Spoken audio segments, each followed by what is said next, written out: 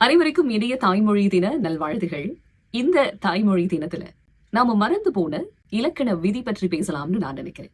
தமிழ்ல சில வார்த்தைகளை நாம ஒலிக்கிற விதத்துல வித்தியாசம் இருக்கு. உதாரணத்துக்கு கிளி, விழி, ஈட்டி, ஏளனம். ஒரு சொல்லல குறிப்பிட்ட சில உயிரெழுத்துக்களுக்கு அடுத்து வரக்கூடிய மெய் எழுத்துக்கள் தான் இந்த வேறுபாட்டுக்கு காரணம். இ, ஏ, ஏ ஆகிய இந்த உயிரெழுத்துக்கள் இட், இன், இல், இழ் மற்றும் உயிர் ஏறிய ரகரத்தோட இணையும் பொழுது இந்த ஒலிப்பு வேறுபாடு ஏற்படுது. தமிழ் இடம், விண்ணகம், வீடு, வீழ்ச்சி, மெட்டு, எண், எழுத்து, கேள்வி இந்த வார்த்தைகளை சொல்லும் பொழுது நாக்கினுடைய நடுப்பகுதி விரைப்படைகிறதுனால இவற்றை இடை உயிர்கள் என்று சொல்றோம்.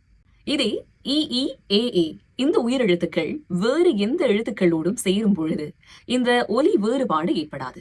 இந்த எழுத்துக்கள் முன்னுயிராக மட்டும்தான் ஒலிக்கும். உதாரணத்துக்கு இன்று, இன்னல், ஈரம், எரிதழல், ஏக்கம், தேங்காய், வேங்கை, தேவை. இந்த ஒலிப்பு முறைகள்ல நான் செய்த தவறுகள் எல்லாத்தையும் இப்போ ஓரளவு திருத்திட்டேன். நீங்களும் திருத்த முயற்சிக்கலாமே. அனைவருக்கும் இனிய தாய்மொழி தின நல்வாழ்த்துகள்.